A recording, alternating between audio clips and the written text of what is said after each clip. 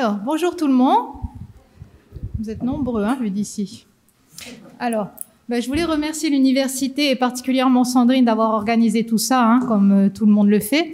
Mais je voudrais surtout remercier l'université pour former les étudiants d'une telle qualité, hein, on vient de le voir. Et j'ai l'honneur tous les jours de travailler avec 2 étudiants qui sortent de chez vous et qui sont brillantissimes. Donc vraiment, bravo. Bravo à l'université.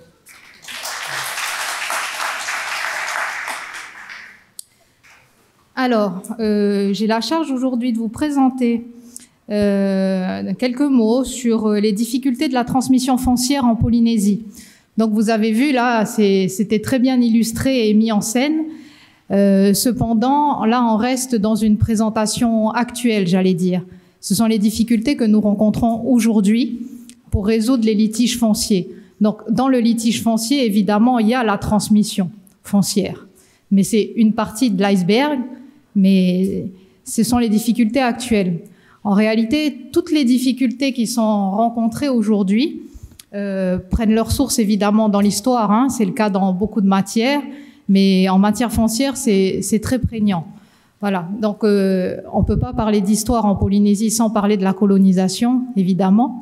Et comme vous le savez tous, la colonisation en Polynésie s'est faite de façon non uniforme. Il y a eu un échelonnement des îles colonisées, annexées. Et donc, la norme légale, notamment en matière foncière, n'a pas pu être appliquée de façon uniforme et diffusée à toutes les îles de façon uniforme au même moment. Et en plus de ça, la règle n'est pas la même. Donc, on a vraiment une pluralité de difficultés à régler aujourd'hui. Et même si aujourd'hui, comme vous le savez, on n'a qu'une seule règle de droit applicable qui est le Code civil et qui est doublée de la spécificité législative polynésienne, parce qu'on peut également, nous, prendre des lois de pays, ce qu'on se prive pas de faire d'ailleurs. On parlera demain de Rurutu Irimatara, qui est très intéressant. Donc aujourd'hui, on a une seule norme applicable sur l'ensemble du territoire polynésien.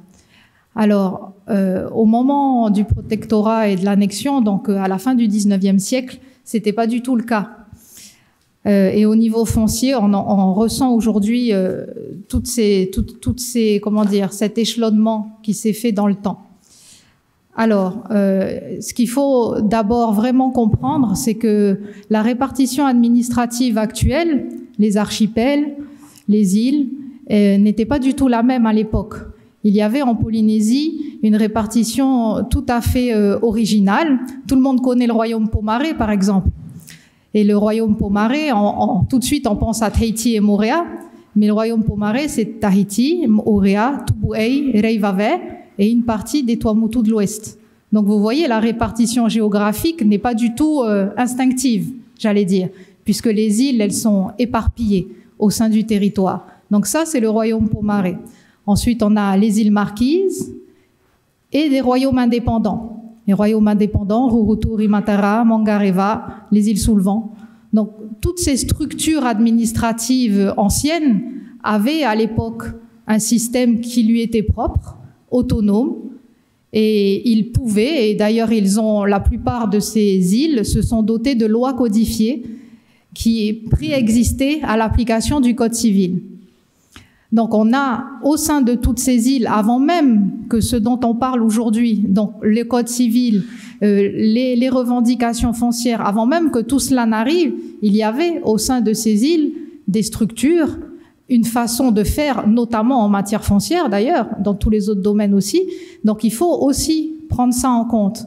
Et très souvent, je pense notamment à l'île de Mangareva, où le développement de la revendication foncière avant les textes de la colonisation existait déjà. Donc, on a plusieurs choses à prendre en compte aujourd'hui. Donc, en réalité, la difficulté qui est liée à la transmission de la terre, elle est principalement liée à l'absence de sécurisation du titre de propriété. Voilà. Quand on parle du Code civil, c'est très simple, c'est carré, on a un titre de propriété, la publicité foncière dont on parlait tout à l'heure, mais en Polynésie, c'est très complexe parce qu'on a beaucoup de documents qui peuvent être considérés comme des titres parce qu'ils ont été établis sur place avant que le Code civil n'arrive. Donc, il y a beaucoup de personnes qui pensent détenir des titres de propriété, alors qu'en réalité, ça ne l'est pas. Voilà. Donc, je vais vous parler de l'établissement des premiers titres de propriété lorsque la colonisation s'est faite sur toutes ces îles qui, comme je viens de vous le dire, n'étaient pas organisées administrativement de la même façon qu'aujourd'hui. Voilà. Donc, on va commencer par le royaume Pomaré, qui est celui que tout le monde connaît. Donc, comme je vous disais, c'est Tahiti Orea, Tubuai Reivave, et une partie, Tubuai Reivave, c'est aux Australes, et une partie des Tuamotu. Donc, dans le royaume de Tahiti et dépendance, ou le royaume Pomaré, on a eu une loi qui s'appelle la loi tahitienne du 24 mars 1852. Donc, cette loi, elle est très importante parce que c'est la seule en matière foncière qui est antérieure à la promulgation du Code civil. Donc là, on est privé, si vous voulez, des conceptions de domanialité publique et privée qu'on connaît tous, puisque c'est antérieur à la promulgation du Code civil.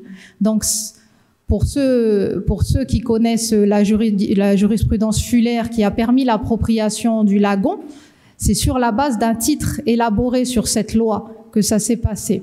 Voilà. Donc, cette loi du 24 mars 1852 est donc applicable au royaume Pomaré et pas aux autres îles. Donc, vous voyez, déjà là, il y a une première difficulté, puisque dans les autres îles, ça s'est passé autrement.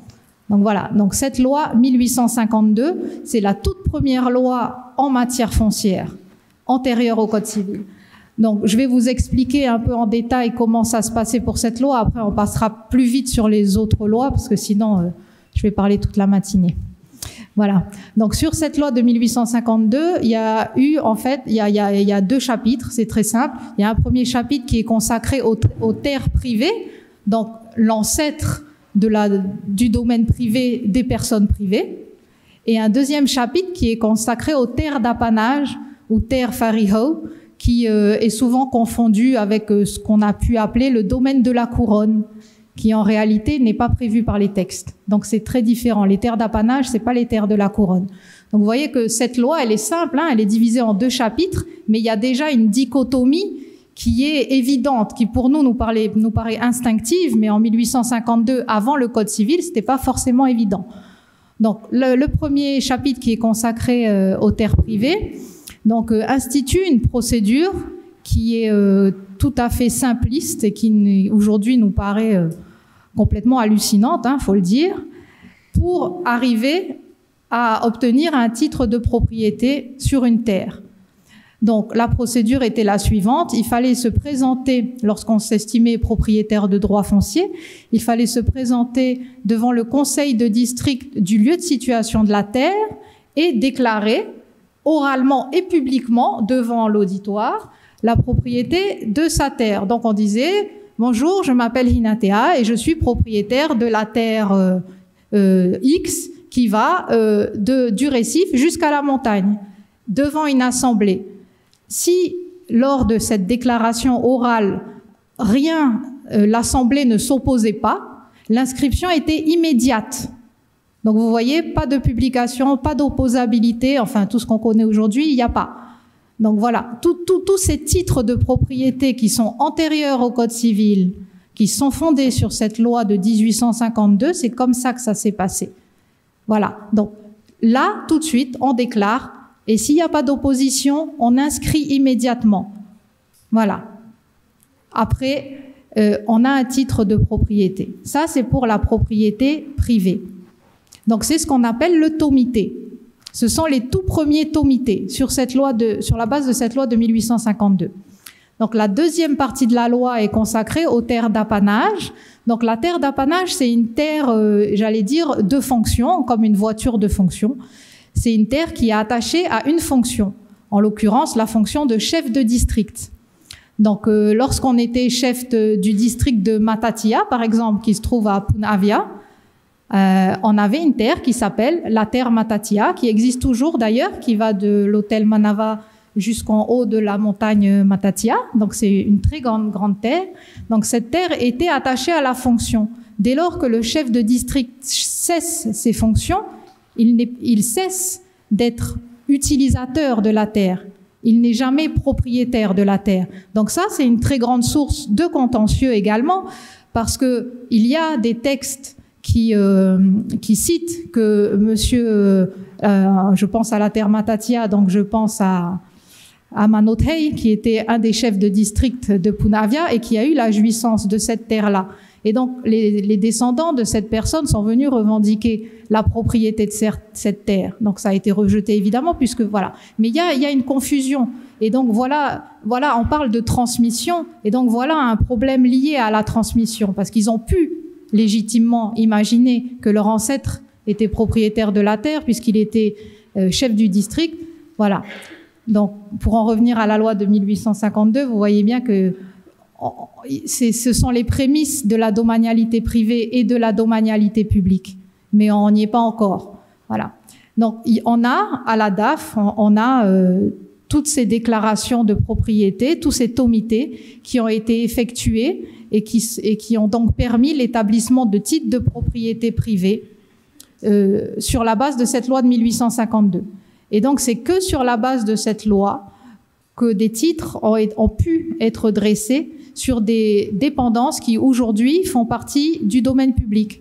Donc, la mer, le récif, il y a même des terres qui s'appellent terres maritimes, des trous à thon. On a toutes sortes de choses et qui sont légales, hein, puisque c'est avant la promulgation du Code civil. Donc, ça existe. Il y a eu plusieurs décisions de justice qui ont été rendues. Il y a également une qui est la jurisprudence Fuller est la plus connue parce qu'elle est à Punavia, mais il y a également à Papara la terre Teaoa qui renferme une lagune juste à côté des grottes de Mara. Et ça aussi, ça a fait l'objet d'une jurisprudence fleuve. Hein, on est allé loin aussi, voilà, et de beaucoup de réflexions.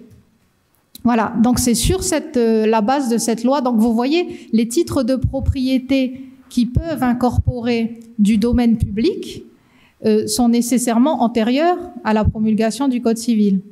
Voilà, et donc que sur l'ancien royaume Pomare. Sur les autres îles, c'est pas possible. Ce n'est pas possible matériellement puisqu'il n'y a pas eu de procédure qui a été mise en place. Donc au tribunal, on voit régulièrement des revendications sur du lagon, sur d'autres îles que le domaine Pomare. Par définition, ce n'est pas possible en droit. Je dis pas que idéologiquement ce n'est pas possible. Très certainement qu'il y avait de la transmission orale également, mais en droit, ce n'est pas possible. En tout cas, devant le tribunal, ça pourra pas marcher. Voilà, donc le royaume Pomare, on a cette première loi de 1852, et puis on en a une deuxième, celle-ci qui est intervenue après la promulgation du Code civil en 1887, et c'est un décret. Alors après, oui, pour les juristes puristes, à l'époque, décret, loi, arrêté, on n'a pas vraiment il n'y a pas de valeur, hein, le décret n'est pas inférieur à la loi, c'est pareil, hein, à l'époque. Voilà, faut pas s'étonner, parce qu'on dit loi tahitienne de 1852, et puis après, il y a un décret de 1887, mais qui en réalité a la même valeur. Hein.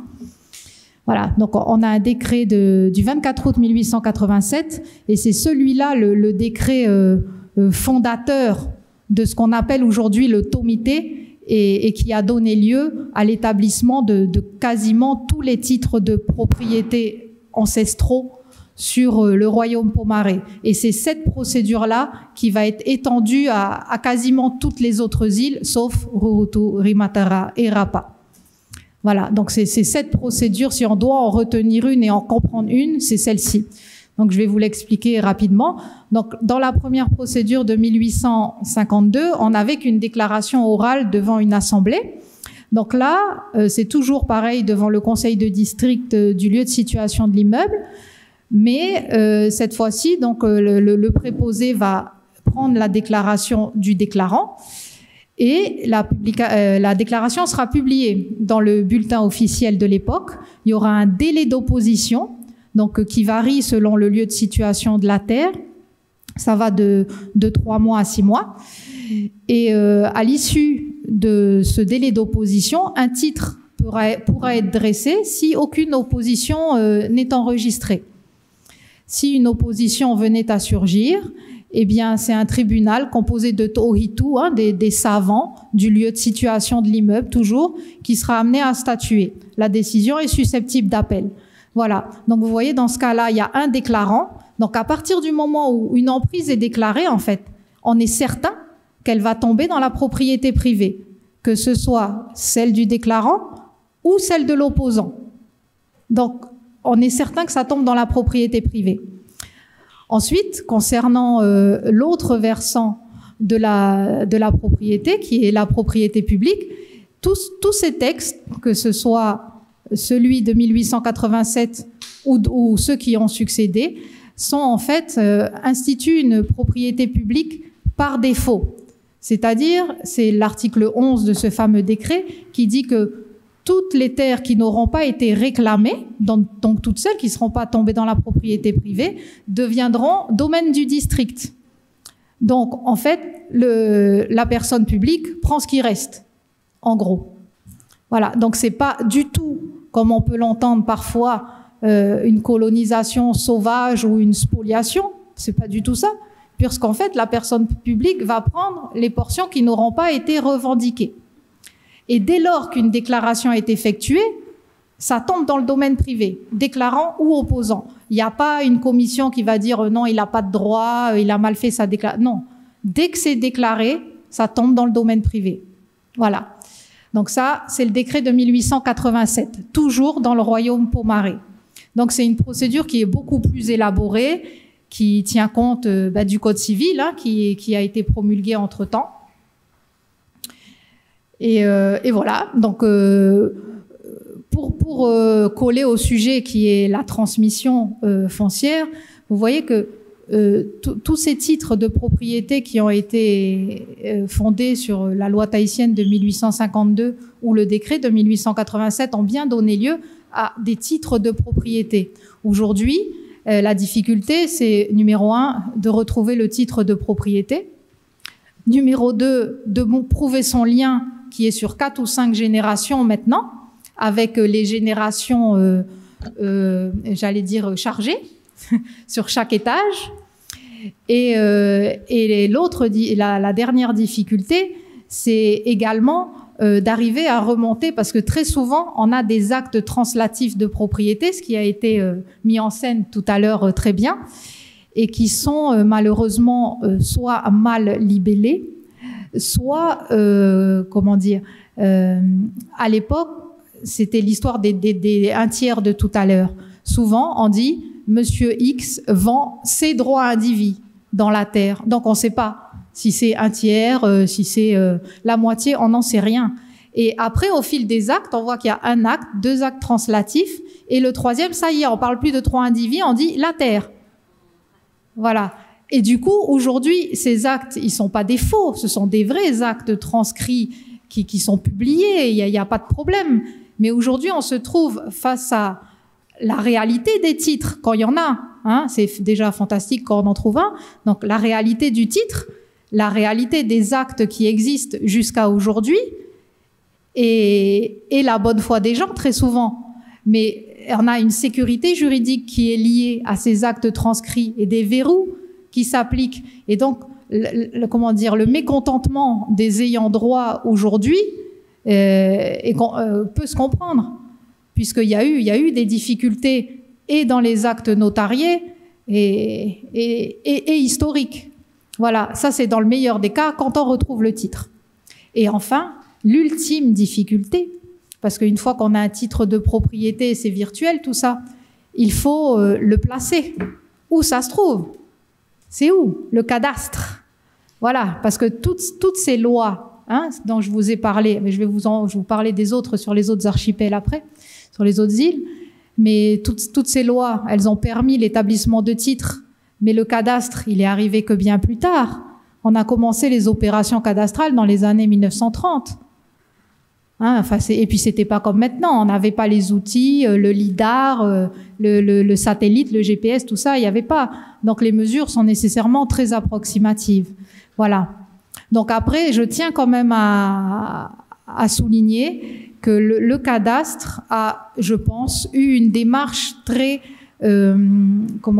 respectueuse de l'histoire foncière, notamment du nom des terres. Parce que tous les travaux, le cadastre a 2 missions. La première mission, c'est la délimitation des terres. Et c'est à ce moment-là donc qu'on va dire où ça se trouve et les délimiter et leur donner un nom. Et la deuxième mission, c'est dire qui est le propriétaire de la terre. Ça s'appelle la matrice cadastrale. Donc, pour délimiter les terres et leur donner un nom, eh bien, on s'est servi des thomités. Et c'est avec ce que les géomètres appellent un placement en bulle. Et donc, c'est en mettant en corrélation logique tous les titres de propriété avec le nom des terres qui correspondent qu'on a pu placer les terres. Parce que la terre B appelle la terre A et la terre C, et ainsi de suite. Et donc, c'est en utilisant le nom des terres qui ont été déclarées par les personnes qui s'en estimaient propriétaires que le cadastre a été fait. Donc, c'est réellement le nom des terres ancestrales qui ont été déclarées. Il ne s'agit pas de noms de terres que le cadastre aurait inventé. Voilà. Et pour Rurutu et Rimatara, je tiens à parler de ça maintenant parce que c'est assez exceptionnel. Comme on n'a pas de titre, il n'y a pas de titre de propriété, mais n'empêche que les îles de Rurutu et Rimatara sont cadastrées et que chacune des terres porte un nom. Donc, lorsque le cadastre est allé à Rurutu et Rimatara en 1940 entre 1940 et 1950 pour le cadastre primitif, les premières opérations cadastrales, eh bien, c'est uniquement sur la base des dires des personnes rencontrées sur place que les terres ont été nommées. Voilà, on n'a pas de titre de propriété. Voilà, donc les difficultés de la transmission foncière viennent de cette histoire foncière combinée à l'arrivée progressive d'autres normes de la publicité foncière, du Code civil, qui ont obligé à la mise en œuvre d'autres formalités qui sont venues se mêler à cette difficulté préexistante. Donc voilà, donc le royaume pomaré, il y a 3 grandes dates à retenir. C'est 1842, la loi tahitienne, qui est arrivée avant la promulgation du Code civil, et donc c'est la seule en Polynésie en matière foncière. 1866, la promulgation du Code civil, et 1887, le décret qui est à l'origine de quasiment tous les titres de propriété, dont ceux qui étaient tout à l'heure débattus par les étudiantes, 1880, c'est 1888, hein, c'était leur titre. Voilà, donc c'était bien sur la base de ce décret. Donc ensuite, on a dans l'organisation ancienne, donc le royaume pomaré, on a les îles Marquises qui s'administraient de façon autonome. Donc le décret de 1887 a été promulgué aux îles Marquises, mais ça n'a pas marché, ça n'a pas pris. Donc il n'y a pas eu de revendication. On pense, sans en être sûr, parce que c'est de l'histoire, hein, on pense que ça n'a pas marché parce que les Marquises étaient réticents à l'annexion. Il y a eu beaucoup de résistance et il n'y avait pas donc d'entité décentralisée qui était le conseil de district. Il n'y en avait pas sur place. Du coup, ça n'a pas pu marcher puisque la procédure était basée sur une déclaration au conseil de district. Donc, on a dû prendre un autre décret en 1902 et qui, en réalité, garde la structure du décret de 1887 à une exception notable qui est source de beaucoup de contentieux, c'est que les terres non réclamées seront domaine de l'État et pas du district. Alors, je remercie le tribunal, enfin la Cour d'appel, qui a récemment enfin adopté une jurisprudence qui nous permet de voir comment ça s'est passé entre comment ce domaine de l'État est rentré dans le domaine du pays. Donc, c'était une position depuis que je traite le contentieux du pays, ça fait 21 ans, que je traite les affaires de terre où la Polynésie française est impliquée. Ça fait 21 ans qu'on essaye d'avoir une jurisprudence et on l'a obtenue en 2018. Donc, les terres non réclamées aux îles Marquises rentrent dans le domaine de l'État et aujourd'hui, c'est le domaine de la Polynésie. Donc, entre-temps, comment c'est possible? Donc, la position qui a été retenue par la Cour d'appel, c'est que entre les titres de propriété fondés sur le décret de 1902 et donc l'absence de titre donc la domanialité de l'État, sont arrivées des lois cadres qu'on appelle les lois de fer en 1956.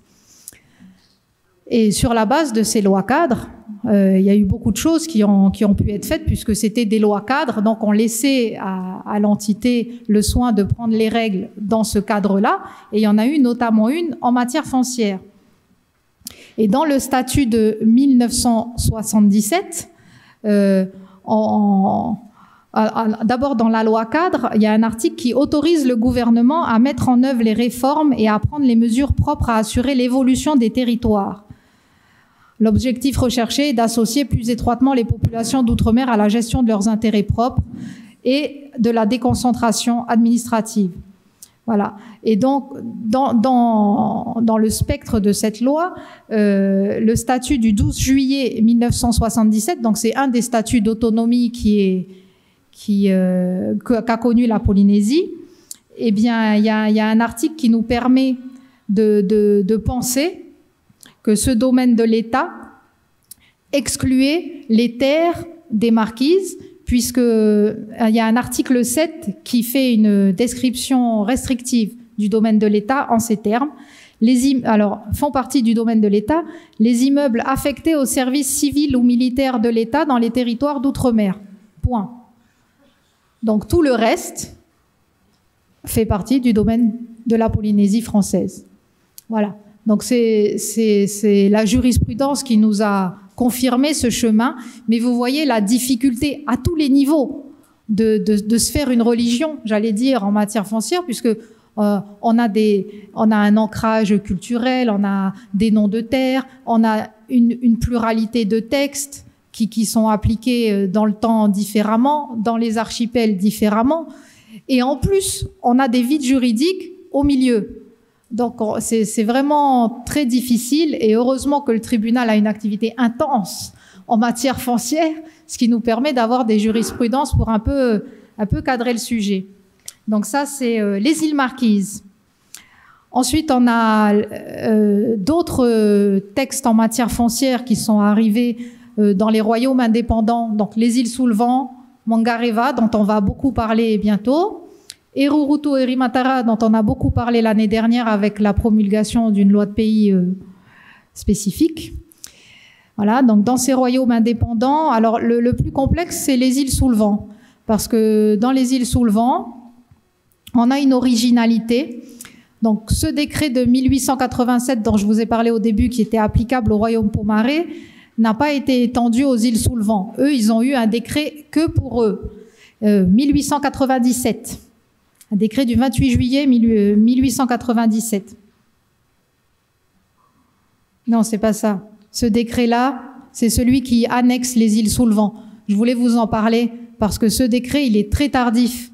Les îles sous le vent ont été annexées très tardivement comparé aux autres îles qui ont fait partie du protectorat. Donc en 1897, les îles sous le vent sont annexées et dès l'année d'après, en 1898, eh bien, une loi dédiée à la matière foncière sort. Donc c'est la même procédure à peu de choses près que celle dont je vous ai parlé, mais il y a une exception qui est notable et qui continue aujourd'hui à créer des problèmes. C'est que donc, lorsqu'une terre est déclarée, il peut y avoir une opposition, comme je vous l'ai dit, mais là-bas, c'est pas le conseil de district, ça s'appelle la commission d'arrondissement. Et donc, la commission d'arrondissement, elle peut décider que c'est ni l'un ni l'autre et attribuer la terre au domaine. C'est que aux îles sous le vent que ça a pu se passer comme ça. Voilà, donc, dans beaucoup de cas, les gens saisissent le tribunal sur la base d'une revendication de leur ancêtre et ils comprennent pas pourquoi aujourd'hui c'est marqué domaine. Voilà. Donc, faut le savoir, c'est que aux îles sous le vent que ça a été possible. On ne sait pas pourquoi. Le texte, il est rédigé comme ça. Voilà. Ensuite, dans d'autres royaumes indépendants, on a Mangareva. Donc, cette île, c'est le décret de 1887 qui a été étendu texto. Il n'y a pas eu un texte spécifique. Il a été étendu assez tardivement, mais il a été étendu. Le problème sur cette île, en pratique, c'est que on a des thomités, mais que sur une partie de l'île. On ne sait pas pourquoi, sur une autre partie de l'île, on n'a que la déclaration, donc le début de l'histoire, mais on n'a pas le titre, on n'a pas la publication, on n'a pas le tomité. Donc en fait, on n'a pas un titre de propriété, on n'a que le début, un commencement de preuve, comme dirait le tribunal. Voilà, on n'a que le tout début. Donc c'est source de beaucoup de conflits, puisque les personnes pensent qu'il s'agit d'un titre de propriété, alors que non, c'est le début de l'histoire. Voilà, donc ça va au tribunal et ils comprennent pas. Et c'est vrai qu'à Mangareva, c'est très significatif puisque ça représente en superficie, hein, pas en nombre de terres, parce qu'à Mangareva, les terres sont très grandes. Ça représente quasiment les 2/3 de l'île. Voilà. Donc, alors, la légende dit que le bateau aurait coulé, parce qu'il y a ça aussi comme difficulté. Dans toutes ces îles éloignées, pour assurer la publication, il fallait que les déclarations soient acheminées auprès de la conservation des hypothèques qui était bien sûr à Papeete. Donc on a vraiment un imbroglio de difficultés historiques, hein. Voilà. Donc à Mangareva, on a cette spécificité. Le vice-président m'a déjà commandé depuis l'année dernière une loi de pays pour régler ce problème. On y pense très sérieusement en partenariat avec les magistrats. Donc ça va venir. Mais ça pourra pas être comme à Rurutu et Rimatara, puisque, comme je viens de vous le dire, à Mangareva, on a des titres de propriété. Donc il s'agit d'un cas très spécifique. Et ensuite, dernier royaume indépendant, Rurutu et Rimatara. Voilà. Donc Rurutu et Rimatara, je vais vous en parler très longuement demain. Donc je vais pas m'attarder aujourd'hui. De toute façon, il n'y a pas de titre de propriété. Voilà. Donc, toutes les difficultés liées à la transmission des biens, elles viennent de beaucoup de choses, mais principalement de cette diversité de normes au niveau historique et aussi de l'absence de superposition des entités administratives de l'époque et d'aujourd'hui, qui entraîne beaucoup de difficultés pour retrouver, en fait, il y a une difficulté de traçabilité. Voilà. Mais je vous remercie de votre attention.